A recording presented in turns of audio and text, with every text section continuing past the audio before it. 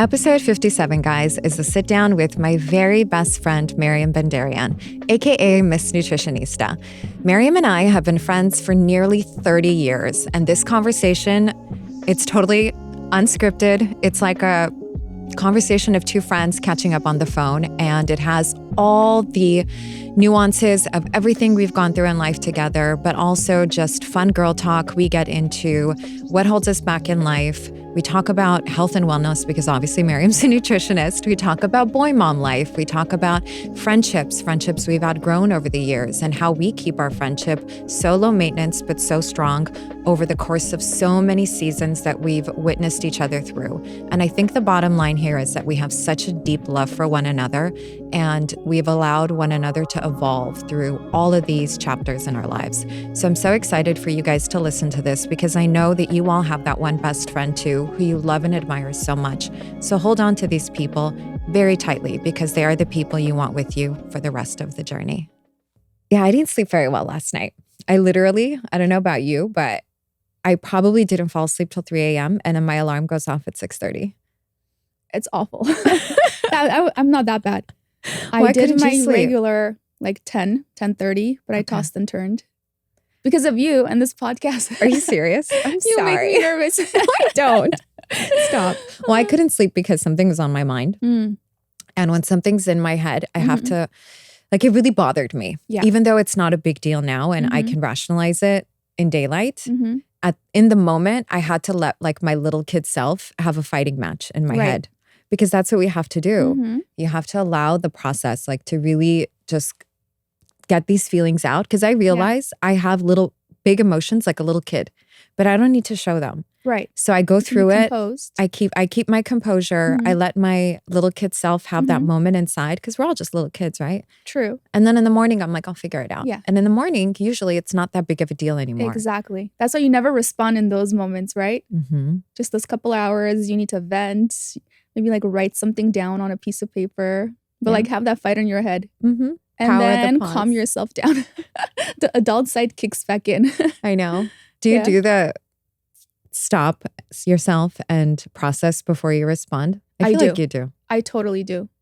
Because like when I get upset, like I feel it in my body and I get tense or I get nervous or like my tone. So I need a minute to make sure that what I'm going to say comes across the right way, you know? I've noticed that about you.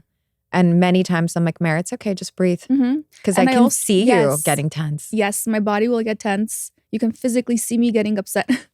But how do you balance that with actually speaking your truth versus keeping things in? Because it can be very confusing sometimes. And there's a very thin line. Right. I don't really keep it in. I will say it, but I don't let a lot of things get to me, like minor things. Like, oh, a friend said this or something came off the wrong way. As long as the person I'm speaking with, like they understand like, oh, you know, like I kind of like hurt your feelings. I just kind of move on from that. But if I feel like it's a true like values type situation where it doesn't align with my values or it hurts you in the wrong way, that's when I will speak up and make sure that as soft and kind as I'm perceived, I want to make sure that I don't ever feel weak to myself. Because you can be soft and you can be kind, you can be sweet and gentle, but sometimes when you're always felt or told that you're the sweet one, you're the kind one, then, you know, like you don't want that to be perceived as weakness or that you're not strong. So I do always like to stand up for myself when the time comes.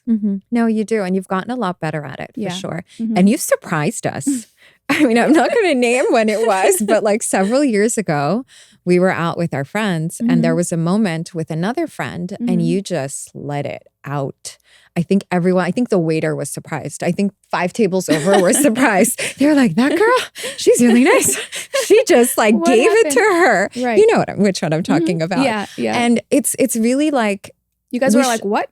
You shouldn't let moments get to that point where it's going to boil. Yes. But actually speak your truth in real time. And that's something I'm always working on. But I think, you know, you're right. Don't let people assume that they can take advantage. Exactly. Because you come off soft. Exactly. Because I'm soft-spoken. I'm always like I go with the flow, all of that. So people sometimes can assume that you don't stand up for yourself or you're not going to speak your truth, and that's not it. Like when it comes to like values, I think the whole point of it is it was a very values moment. And in that moment, I don't want you to actually question my values and where I stand and your personal relationships. And that was kind of like a diss towards a personal relationship where you cannot go there. Like it's sacred. Like, you know, your children are sacred, your house, your household, your relationship sacred. And no one can actually, you know, say things that in a way that you know what they're trying to say. And we've had a lot of our friends in that situation feel that way. And I kind of felt like that was the right moment to call them out on that and see if they actually reflect or understand that you can't be like, you know, condescending or judgy, say things, but they really were not a joke. We're not 5. We know what is a true, genuine joke and what is said in a mocking or, you know that condescending way. Exactly. Backhanded comments. Yep. Oh, I hear you. And I think you and I, because we've known each other since 7th grade. Yeah. We've come across a lot of friends and a lot of people because I think our outward perception or how people perceive us is similar in that regard, you know, that we may be too nice. But when we speak up for ourselves, I think people are like, wow, she actually does have some bite to her.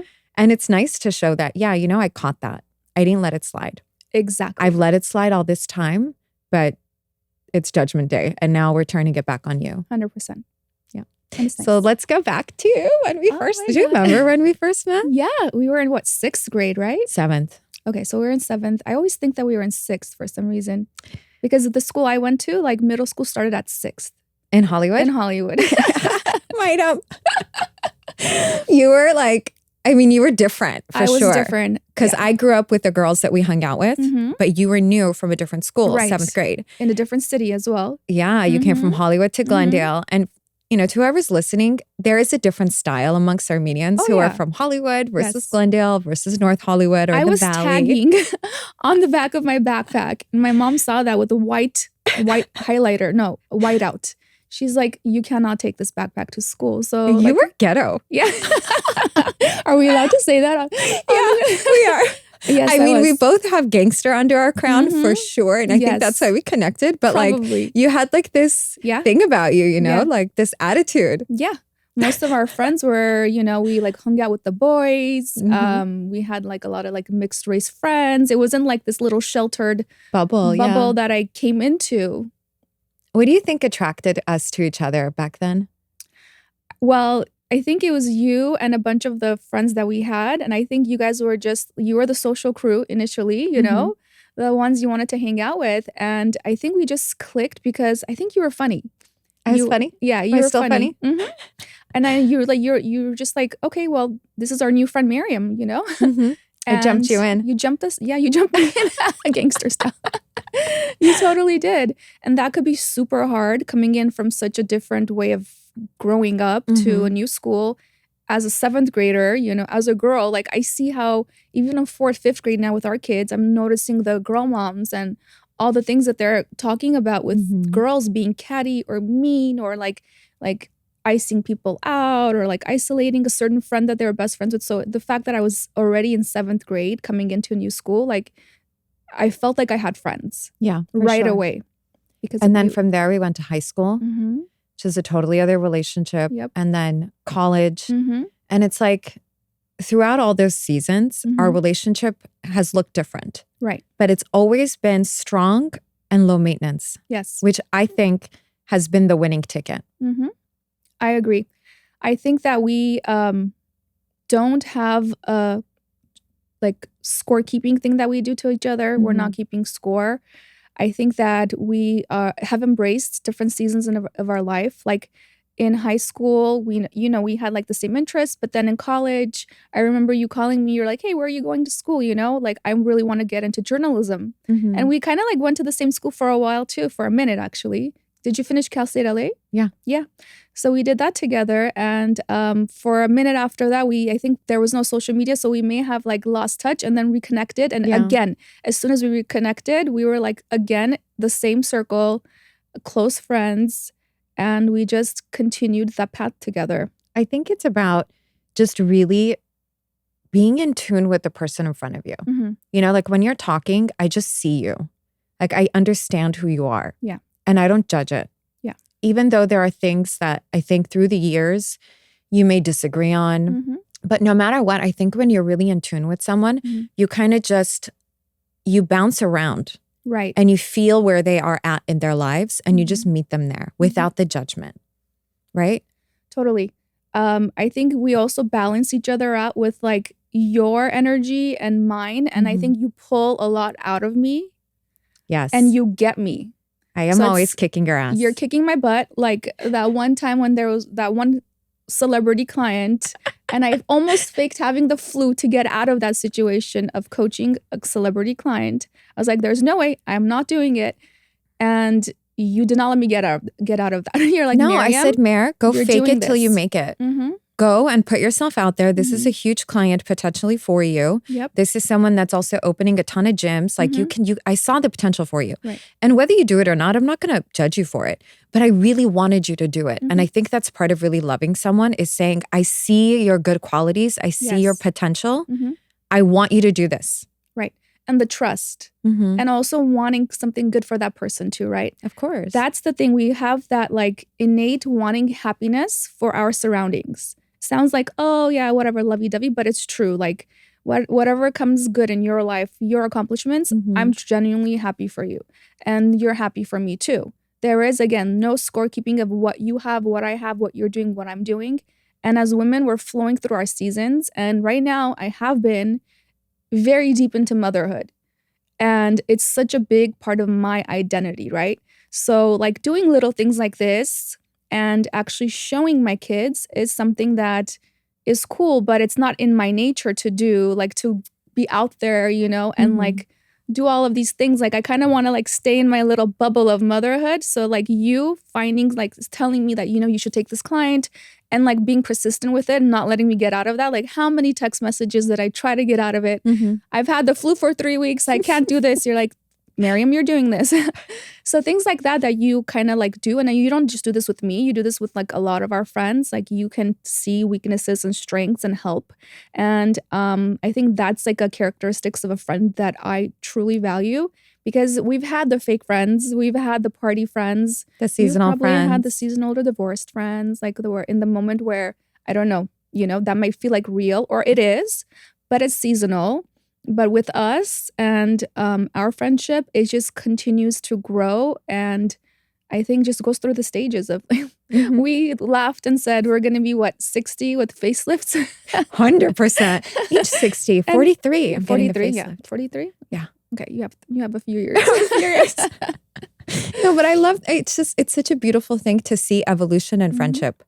And yeah, you're right. Seasonal friends, they do come and go. And it sounds bad to say that, but I think that's just what they're intended for. Right. And I'm at a place right now, I don't know about you, but I'm not hard on myself anymore for letting go of situations and friendships. I was just thinking about this too. Because it's a part of life. And we cause our own suffering by assigning so much guilt and meaning to things and shame when we don't have to. Right. If a friend came into your life for a year, maybe that's all they were ever meant to do. And so you let them go.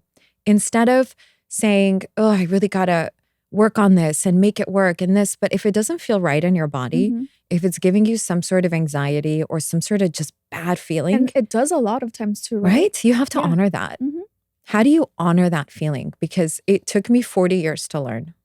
I mean, me too. You know, like I'm a major people pleaser. Like I don't like conflict. So it's not that like I naturally want to say things to, and we generally are surrounding ourselves with low maintenance, like not a lot of drama people. So it's not that we're not really dealing with a lot of that stuff that you hear like at the hair salon, you know? Like yeah, no, it's we're not. But at the same time, like you mentioned it pretty accurately, you feel it. You feel it in your body. Like you're not comfortable.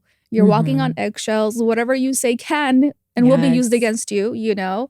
The gossiping, and you've never heard me once gossip about any of our friends, like no, and I have never heard you do that either. We don't like to gossip. No, and I think that's our truth. Like that's why there's trust, because if like, it's so true. If I hear you talking, you know, about this person, even if they have a life situation, this has happened multiple times to us where there is life situations where somebody may confide in you in our circle a little bit more than me.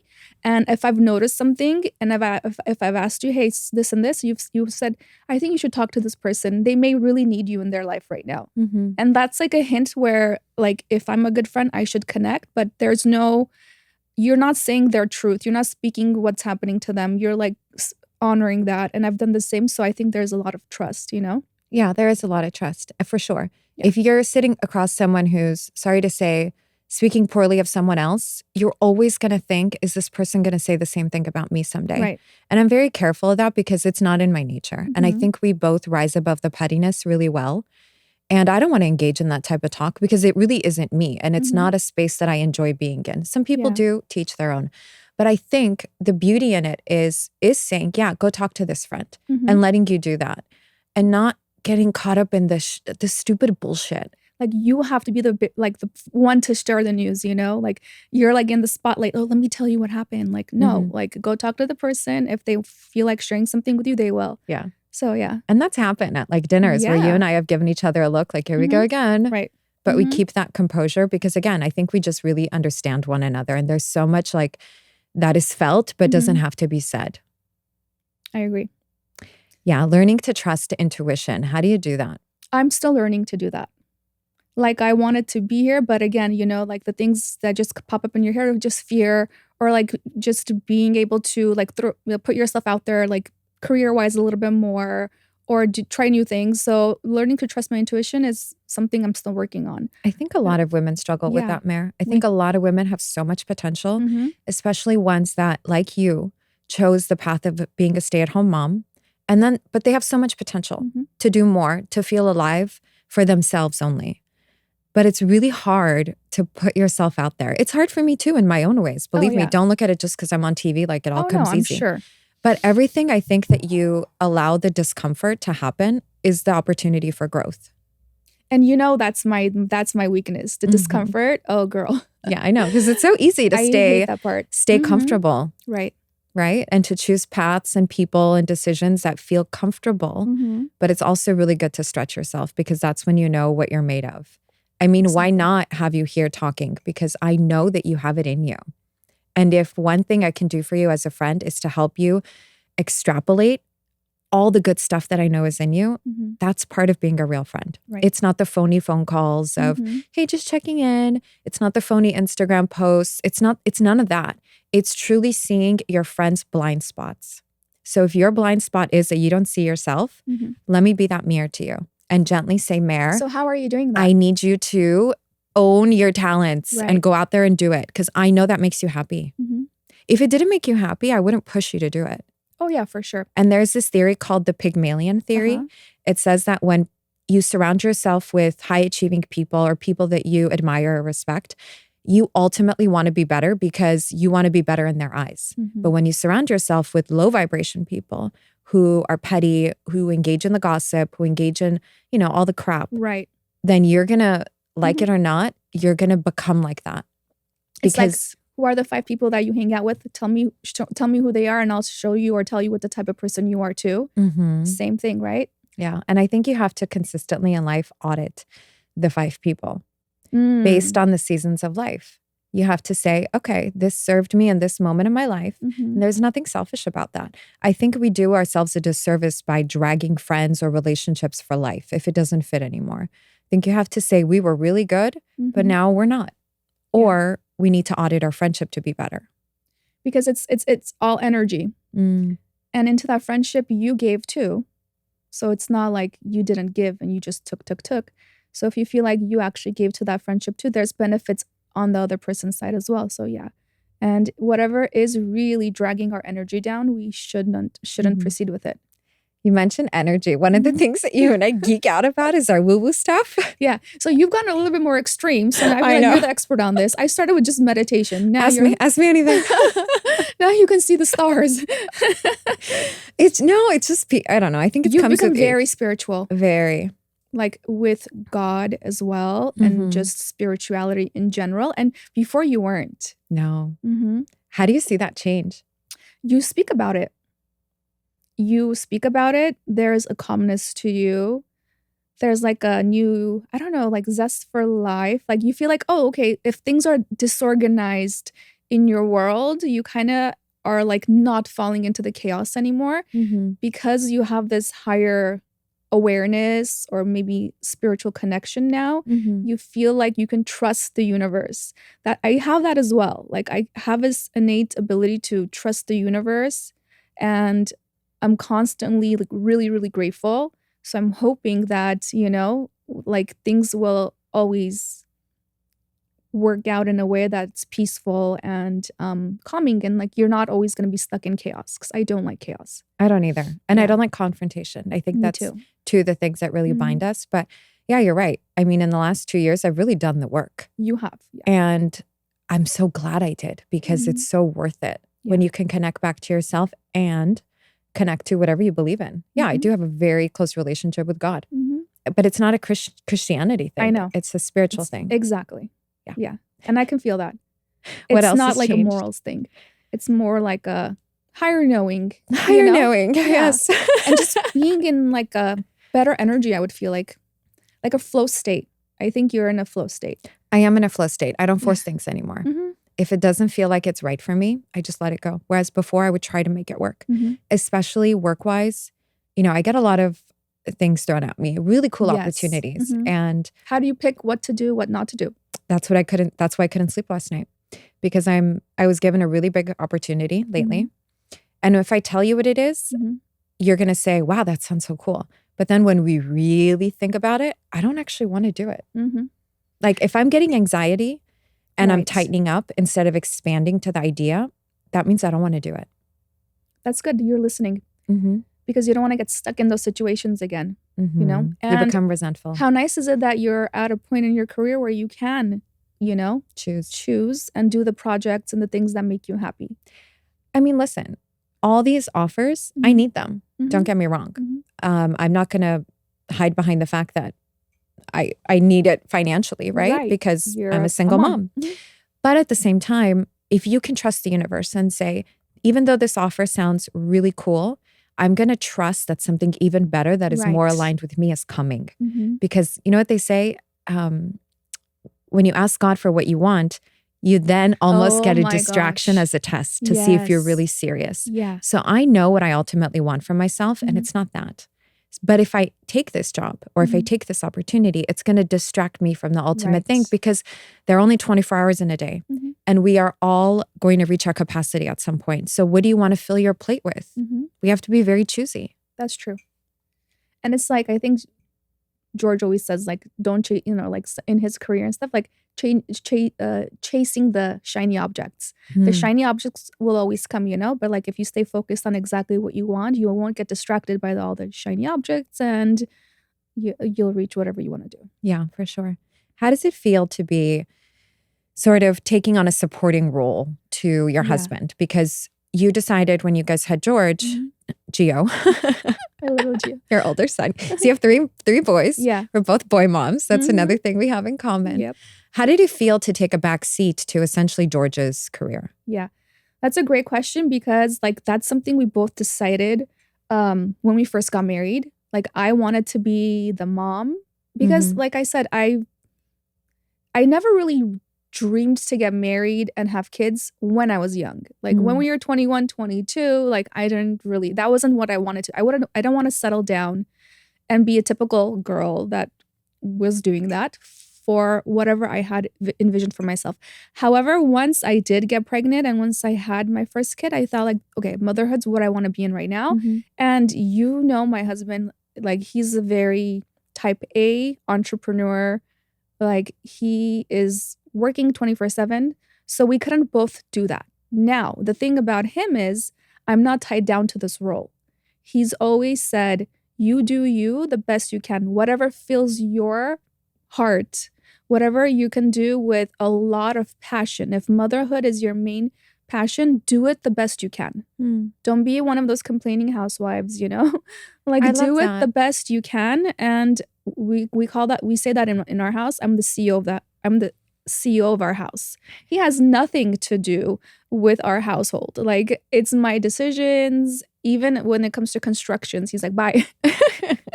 But I love that because Yeah. he honors you at every season of your life. Exactly. And He doesn't mock it or put you No, down because, you know, I think it's so easy for some people to look down on being a stay-at-home Right. mom. But it's really hard.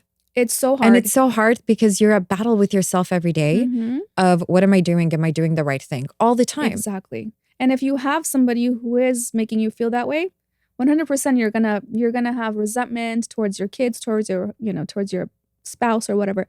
But knowing that it's your choice, you're lucky that you can do this if you want to, or if I wanted to be a working mom as well, I could do that as well. So it's not like I was kind of forced into it. It's more like it was my choice and I loved it. Mhm. And even now that I'm like, kind of like in a little bit of the workforce and just being like working part-time, it's nice because I get the full support. It's just do whatever you'd like to do.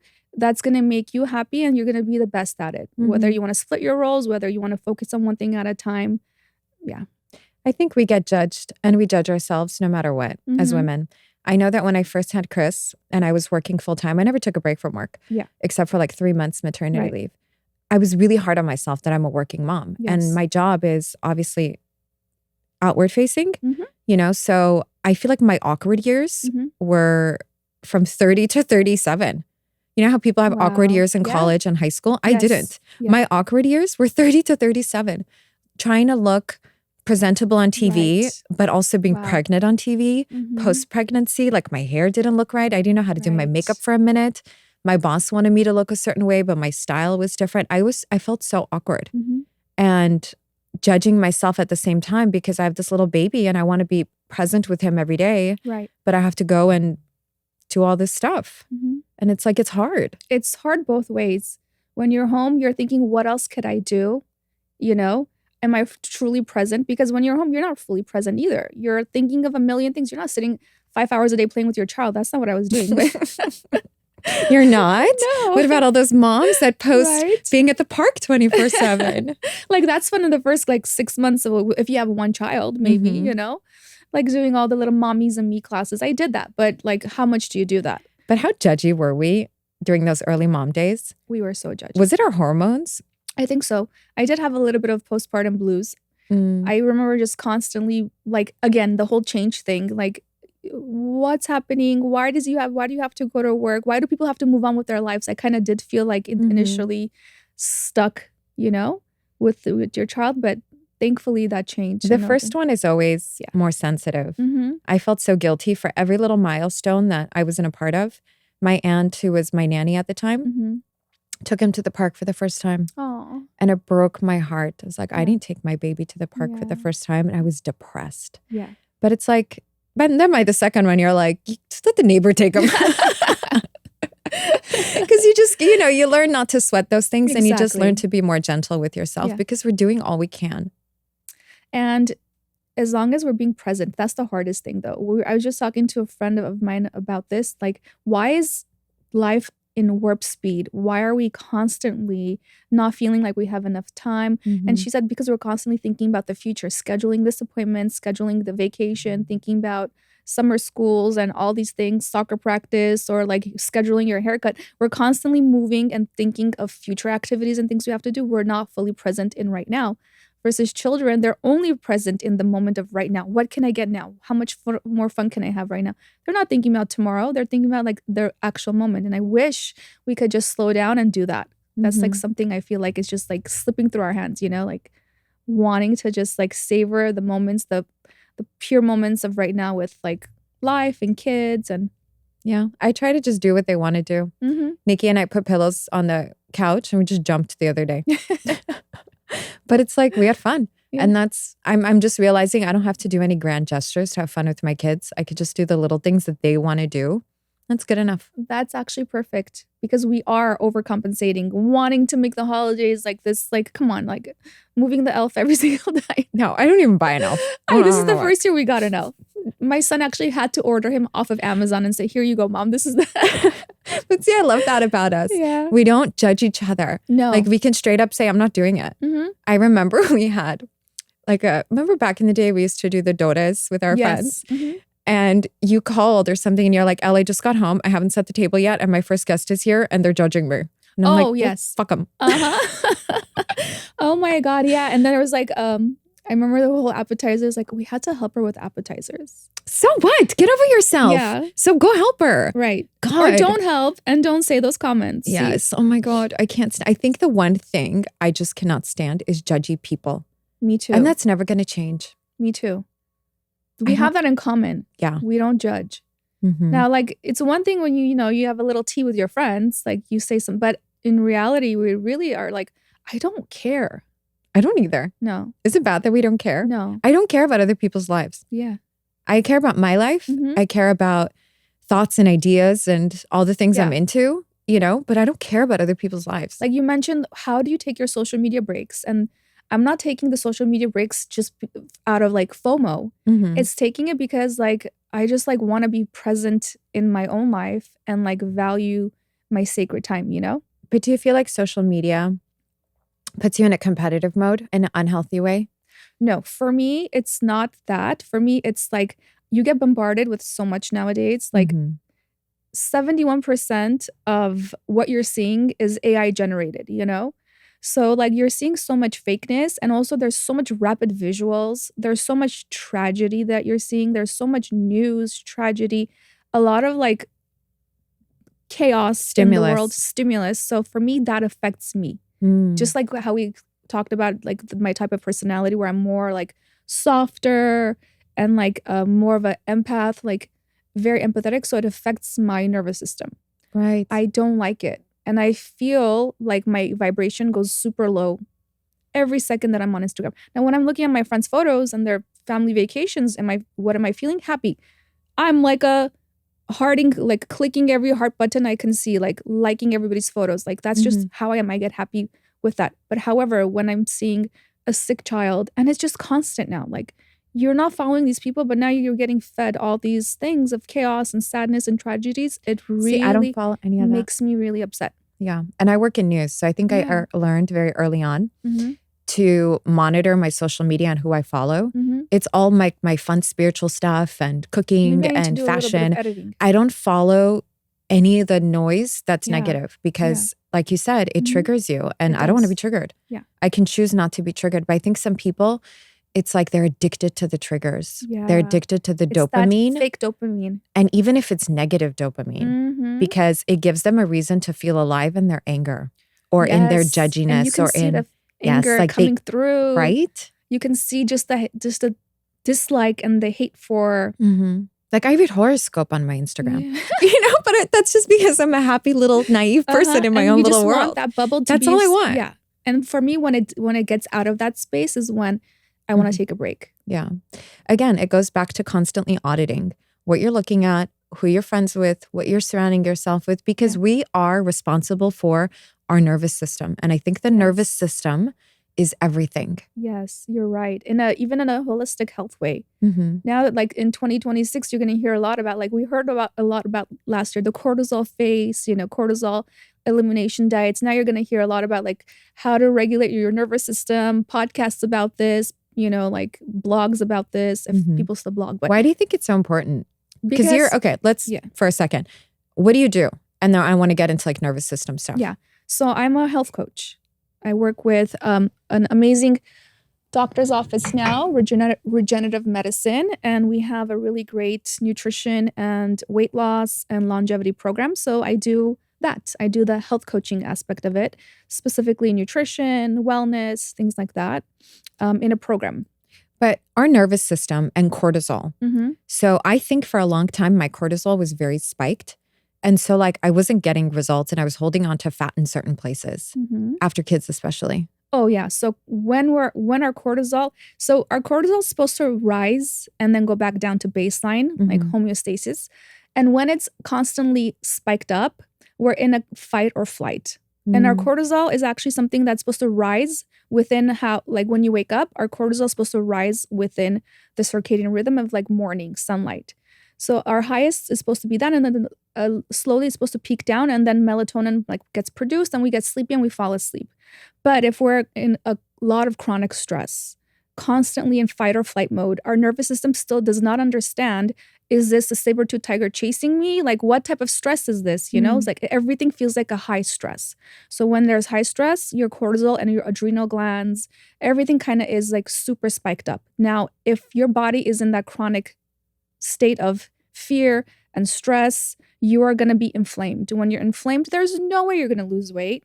You're going to have you're going to pack on fat because your body thinks, okay, am I starving? What's happening? You're going to pack on fat. You're going to get a lot of belly fat, joint pain. You're not going to be in a state where you're going to feel like I can lose weight. If you look at food, you're going to feel like you're gaining weight. So it does make a big difference to actually regulate your nervous system, find ways to decrease that cortisol, understand what it is actually that's happening. Like, what's the stress? Try to figure out, like, you know, ways to deal with it. But definitely it is something that if you're trying to get healthy for your heart health, for any type of like wellness, you do want to monitor cortisol, monitor your stress levels, and really get that under check. Sleep is the biggest way to do that, because when we're sleeping well, like you didn't last night, but it happens. Yeah. When we're not sleeping well, like consecutively, then that's when it does elevate our stress for the next day too. Cortisol. See, you're a wealth of knowledge. Why are you not talking about this more often? But you know what the funny thing is? Like, I do feel like in flow state when I'm talking about this. You light up in a different way. It's like I just opened Pandora's box. Yeah. That's why you need to do more of this, Mare. I think my innate like gift on this earth probably is to help people. Oh, I love that. Yeah. I just don't know like at what capacity, when I will do like my full gift. But I feel like when I talk to a client, I feel like their struggles. You know, when I was working with GI clients, there was a 21-year-old, 23-year-old like girl who had so many like GI issues. Like, I felt her pain. Like, this is probably why I'm like an empath, where I feel things stronger and like I'm a little too sensitive. So for a while, it's like protecting myself with like, I just don't want to deal with people's health issues. I'm not a doctor, you know, how can I help? But now, like, being over 40, I think that's when it kind of clicked in. It's where like I have found my footing and trusting that the knowledge I'm saying is helpful to people. And I think that when I see results and I see like happy clients, I'm like, wow, it really works, you know? No, Mary, you're Miss Nutritionista. And you're right. Over 40, you just have more self-trust and you allow yourself to do what you know you're good at. You know, you don't get clogged by fear anymore. Yeah. And I think it's so true when you say, when I'm in flow state, because being in a flow state, you realize I don't know exactly where I'm going with this, but as long as I'm moving in that direction, I'll figure it out and I'll audit as I go. Yeah. And I really want that for you. I want you to just embrace opportunities as they come and see what works and what doesn't. And don't be hard on yourself if something doesn't pan out, but just keep moving forward and keep like, just giving it what you got. You're so good. Advice, friend. Of course. What are some non-negotiables for you right now? Whether it's health, wellness, like what comes to you? Sleep. I think that's big. I definitely prioritize. I love my like nighttime routine thing. I also meditate too, but not like how you do. I do yoga nidra. Have you tried that? No. Yoga nidra? Oh my God, you have to. What is that? Okay, so there's an app. It's called Insight Timer. You can try the free one. Yoga nidra it's a body scan. I think your friend Ani Lalazarian? Yeah. Okay. She does that during her meditation practices, where it's a body scan where you're focusing on each body part. And that's actually really calming down our parasympathetic nervous system, which is our rest and our digestion. And it's calming down the nervous system, because they say that just half an hour of a yoga nidra meditation is hours of deep rest. Sold. Yeah. And you can do a 10-minute one. There's a 7-minute one. It's just like taking you scanning your body parts. Like, now feel your eyeball. Okay. Feel the back of your eyeball. See, I have to see if I can get into that. Feel the space behind your forehead. Feel your shoulder, left shoulder. And your brain is now going to this. It's getting you so in the moment where it really does feel like you had the longest nap, like a regenerative nap.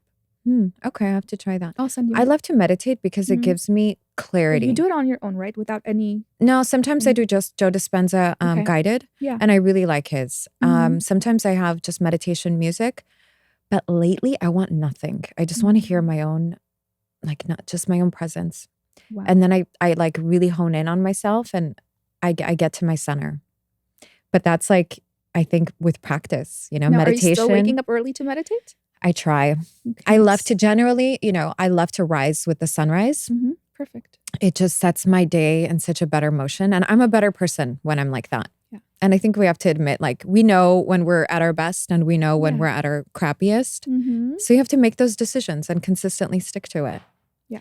My non-negotiables. I think anything that compromises my peace. And that's with people. You're big on that. Yeah, because it took a lot to get to this place. Yeah. I gave up a lot, died many deaths to get to this like very peaceful state. I'm not compromising that for anything or anyone anymore. And you have like do you have the signals, or what is it called? Like the warning signs? If something is compromising your peace, what is it? Like, how do we? It starts to give me anxiety. Okay, anxiety. And I have anxiety. So for me, like, when it starts to get triggered in a situation, and if doesn't feel expansive, like you can be with friends who make you feel expanded, or you follow an influencer and they make you feel so expanded. You're like, I want to be like that. It's not like you want to copy them. You just want to emulate. So these people, they come across your feed or your life for a reason to expand you, to make you see what else you could do.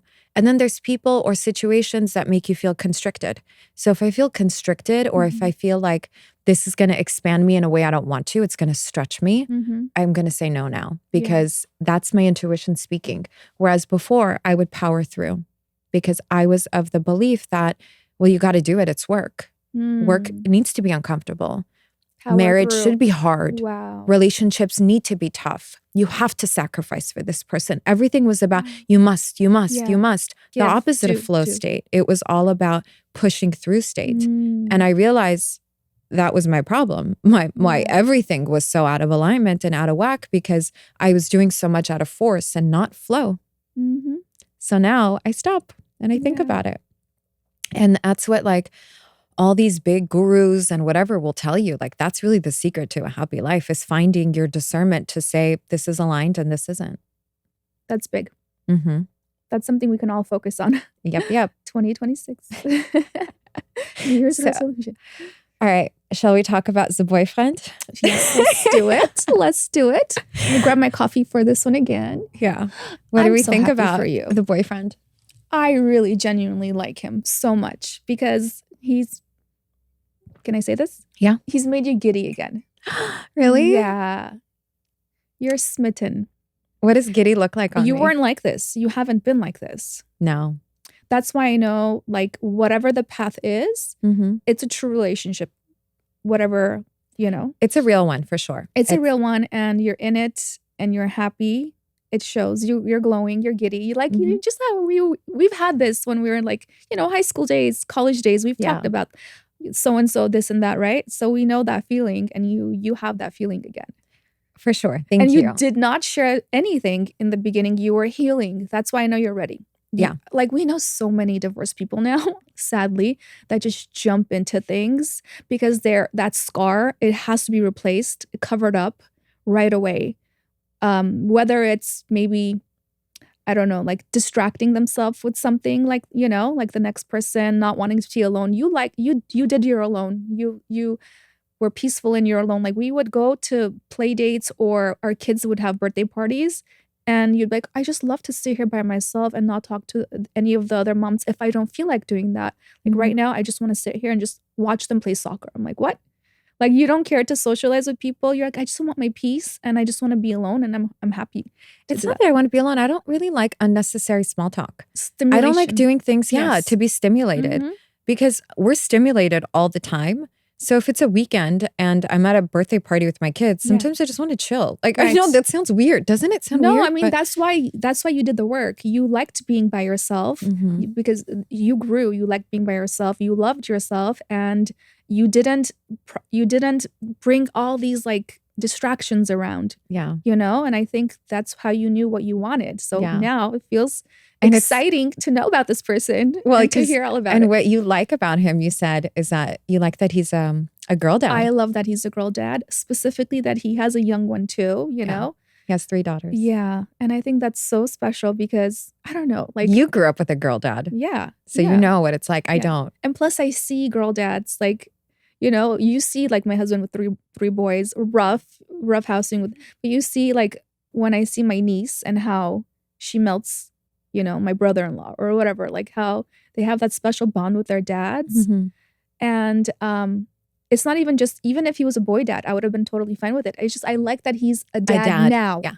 Like he doesn't have grown kids, he has teenagers and stuff, but that's not his, like, I'm done with that stage because you're in that stage. And if I can say this, I feel like it's great because you're a busy person. Mhm. You cannot handle a person that's on you 24/7, has nothing to do and just wants to just like is selfish with the time with you, like wants only time with you. Yeah, I Because you know. have your kids and you have your career. So the fact that he has his kids and he can do the holidays with his kids and you can do it with yours and you guys can meet in the middle. It's so nice. Yeah, he's very balanced. And He probably sees you in a really cool way too, because like you're a working mom, You know what's so funny? He said to me yesterday, he said, little boys end up growing up falling in love with their mothers. Yeah. And I have 3 of them. right. And he's raised by a single boy mom. And his mom has a very public job. She's very, very well known and respected in her field. And he was saying this. He's like, you remind me of my mom so much. Yeah. And it was really cute because it's nice to be admired for something that's so real to him. Yes. And he's a very real person. He's very grounded and confident because everything he stands for comes from a real place. He's not faking it. Yeah. And it's just nice. Yeah. It feels like it has all the components of a partnership. Mm-hmm. That's beautiful. I'm so happy. We'll see. Yeah. For now. I like that you're going with it. I like that you're not scared anymore. And you were. I was scared, but I think life moves on and you have to, I gave it 2 years of honoring the stage I was in, of healing, of going through everything I needed to go through, honoring also my marriage and not wanting to be disrespectful to that. I wanted to really, because I really very much love and respect my ex-husband. Even honoring him in the divorce is important for me. But I think I gave it enough time where I could say, I'm not flaunting a relationship, but rather I'm moving on in a normal, very normal way, very thoughtful way. Thoughtful way, yeah. I've known this person now 6 months. We haven't been together all 6 months, but I've known him 6 months. So I feel like I have a good understanding of who he is. I wouldn't say that about someone after 3 weeks. And you never did. You were very private, as you should be. And I think that was great for your kids too. So now 2026, any resolutions? You know what? I'm not great with resolutions. I never do them. I hate them. I feel like it's like so much pressure. Yeah. Like if you look at George right now, he's doing yearly planning summits and doing all of these like planning and all of that, quarterly planning, yearly planning, new planning. Like, the one thing we used to do together, we haven't gotten a chance to do this year. We used to do family visioning. He's really big on that. So family vision boards, family visioning, family goals, marriage goals, all this stuff. So you know how he is. So George is very type A. Yeah, he's very type A, and he will make. And you're not type A. And I'm not. So for me, and we have family meetings too. You know that, right? It's so cute. Yeah. We have weekly family meetings. We So have like adorable. a hit list. We have all these things. Like that's why that's how he is. So for me, this year I haven't started anything, but I am kind of excited. I feel like I am looking forward to just like growing in my career a little bit more, being more present, not letting things just like, I want to be more present with the kids. They're growing up so fast now. Gia will be 10. I know. And our boys are besties. Yes, our boys are besties. They're in the same class. It's fun. So I think being more present, working on my fitness.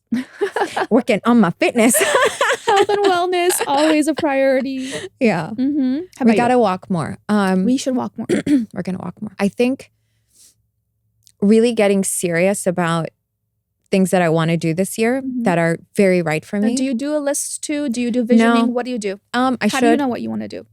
It's been a dream for a long time. So I feel like now is the time to honor it. And you honor it by saying all the things that are not that dream. Right. The shiny objects, you like push them to side. Yes. And really being intentional with my time, prioritizing, and just doing it. Yeah. Not worrying about how it's going to get done, but just doing it.